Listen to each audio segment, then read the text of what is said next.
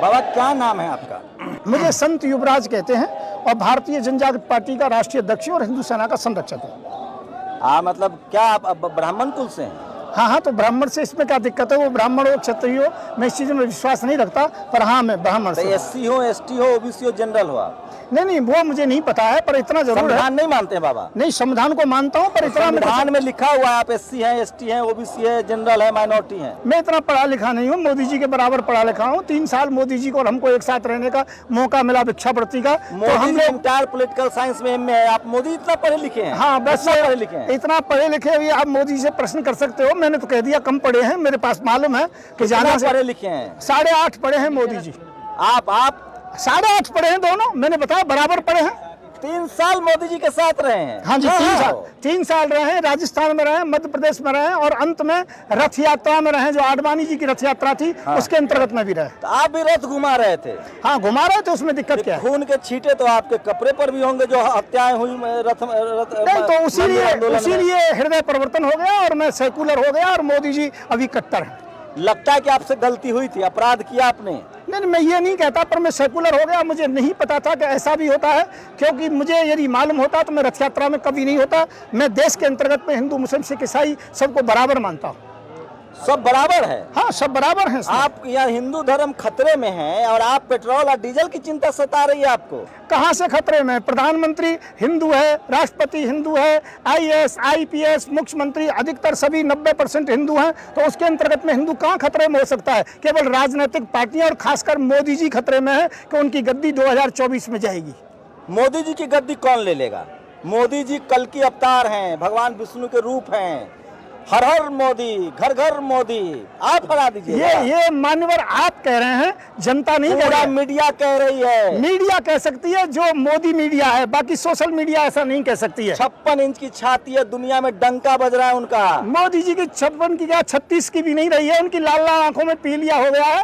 पहले कहते थे कि लाल लाल आंखें दिखानी चाहिए, अब लाल लाल आंखें क्या, जब कैलाश पर्वत हमारा चाइना के अंतर्गत में, वो लाल लाल आंखें कहाँ चली गई? मोदी जी को जॉन्डिस हो चुका है, अच्छी तरह से मालूम है। मोदी जी केवल यहाँ पर भारत में मंदिर मस्जिदों के नीचे तरह तरह के चिन्ह देख रहे हैं। कैलाश पर्वत हमारे शास्त्रों में लिखा हुआ है, वहां पर वो शिव भगवान को खोजने के लिए नहीं जा सकते हैं। मोदी जी को मैं ये कहना चाहूंगा, खोजना है तो वहां खोजिए जो राष्ट्र के लिए फायदा हो। वहां पर मुस्लिम भी साथ देगा, हिंदू भी साथ देगा, सभी लोग साथ देंगे, पर यहाँ पर आपस में ना लड़ाइए। चाइना थर थर कांप रहा है मोदी जी के डर से। तभी हमारे इतने सैनिकों को मारा था और मोदी जी ने नाटक किया था हम लोगों को समझाने के लिए, हमारे आंसू पहुंचने के लिए। मोदी जी के विषय में ज्यादा नहीं कहूंगा, पर मोदी जी को जो करना चाहिए वो नहीं कर रहे हैं और वो केवल जनता को गुमराह कर रहे हैं। इसलिए हम 2024 में मोदी जी का बैग जो थैला पैक कर रहे हैं और मोदी जी को 2024 में यहाँ से विदा कर देंगे। वो अपनी माता जी की सेवा जाके गुजरात में करें। बाल बच्चा बीवी तक छोड़ दिए देश के लिए। राष्ट्र उनके लिए प्रथम है और देश की सेवा कर रहे हैं।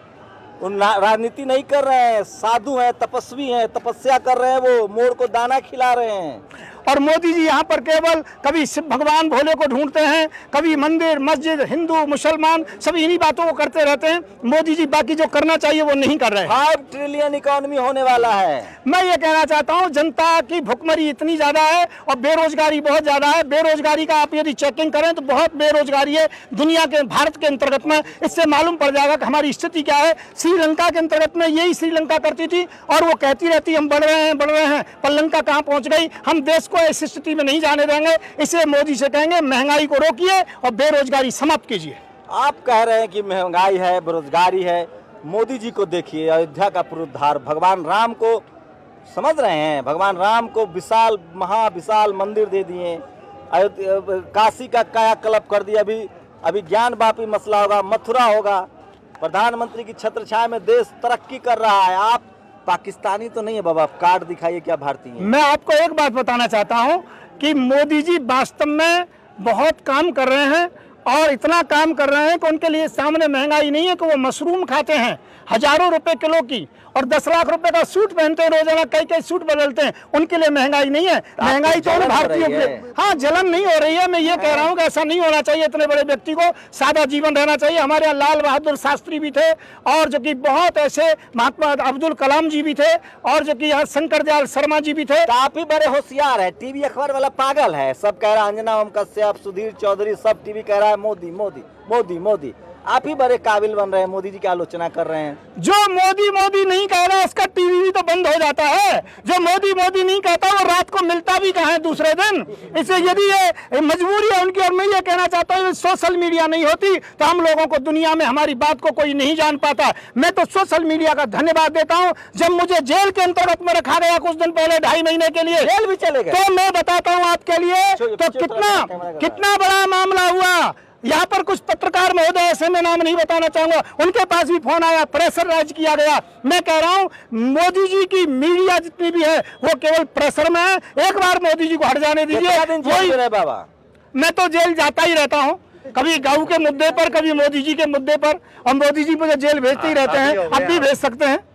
लेकिन आप एक बताइए, कोई काम ऐसा नहीं लग रहा है जो मोदी जी अच्छा किए? नोटबंदी, जीएसटी, ताली थाली बजवा दिए, कोरोना भगवा दिए, आप झुट्टो उनके पीछे पड़े हैं। मैं कह रहा हूं मोदी जी का एक भी काम हो तो बताइए, किसी भी स्थिति के अंतर्गत में मोदी जी ने कोई काम किया। मैं कह रहा हूं मोदी जी पाकिस्तान और मुस्लिम 2 शब्दों को निकाल दें, मोदी जी को कोई वोट नहीं देगा। ईवीएम मशीन भी इनकी फेल हो जाएगी, चाहे कितनी भी बेईमानी कर लें। ये मोदी जी ईवीएम से चुन के आए हैं। बस ईवीएम ही इनको चुनती है और बाकी कोई नहीं चुनता। और चले जाएंगे बाबा, आज जाएंगे तो कोई दिक्कत नहीं, दाल रोटी खाएंगे, हरी के गुड़ गाएंगे। सबूत है ईवीएम का? हाँ, ईवीएम का एक सबूत नहीं, बहुत सबूत है, और इसके लिए धरने पर पहले भी बैठ चुका हूँ। क्या सबूत है? जो कि ऐसा सबूत है कि जहाँ इतनी वोट नहीं है वहाँ से ज्यादा वोटें आई हैं।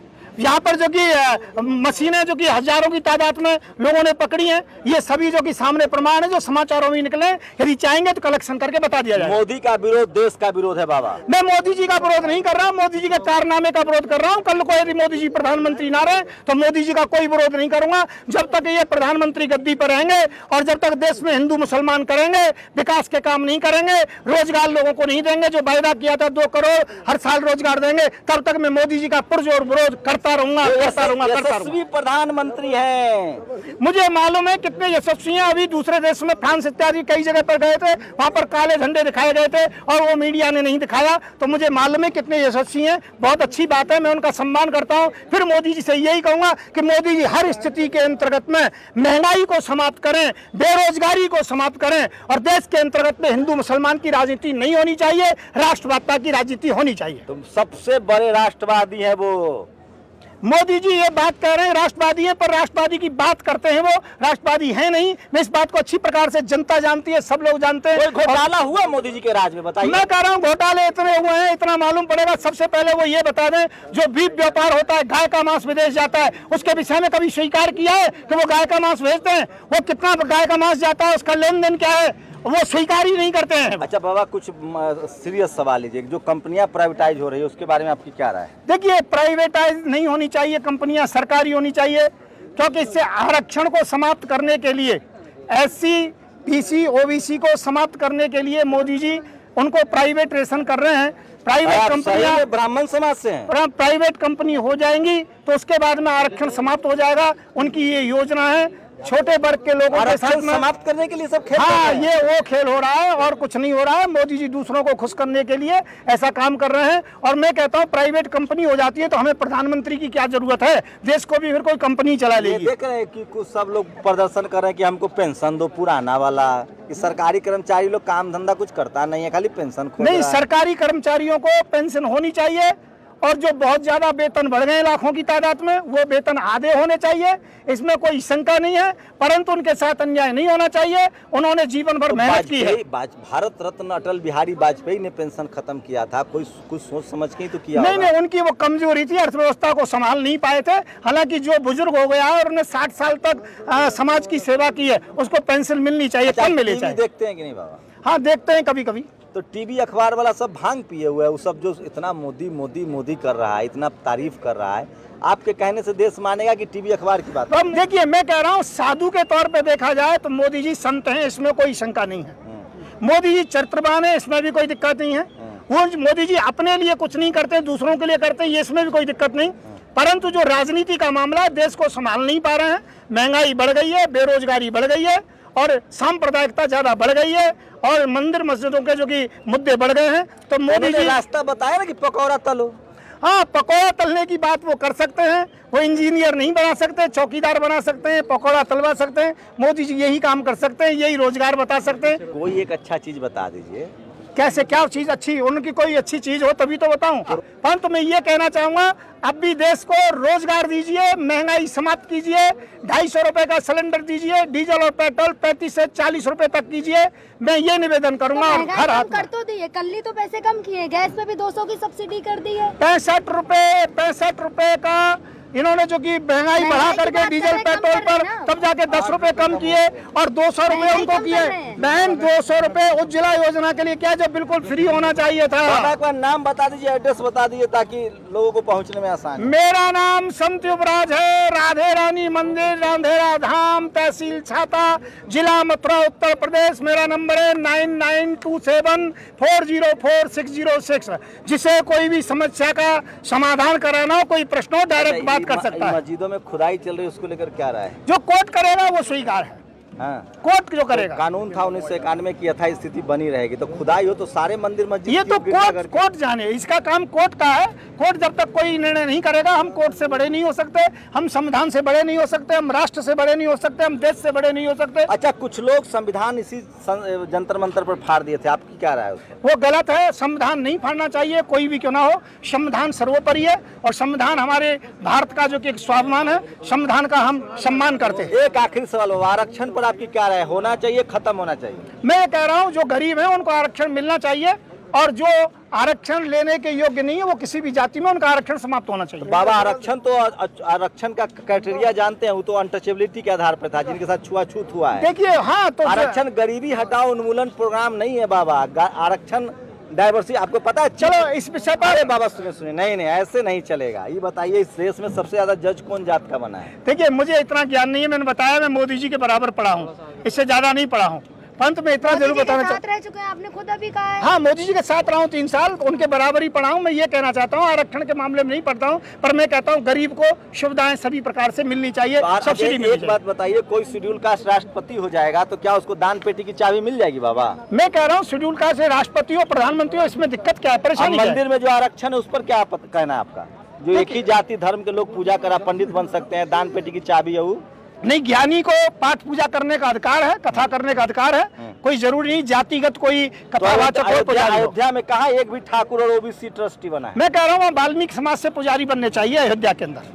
पुजारी या दान पेटी की चाबी? दान पेटी की चाबी भी होनी चाहिए, पुजारी भी होनी चाहिए। हाँ जी, दोनों काम होने चाहिए। वाल्मीकि समाज का अयोध्या है, क्योंकि वाल्मीकि समाज ने लव कुश को पाला था और लव कुश की वो राजधानी है अयोध्या। राम जी के बाद वो यहाँ के अधिकारी रहे थे और उन्हें अपने गुरु वाल्मीकि जी महाराज को अयोध्या दान दे दी थी। अयोध्या का पूरा जितना भी चार्ज वाल्मीकि समाज के पास होना चाहिए।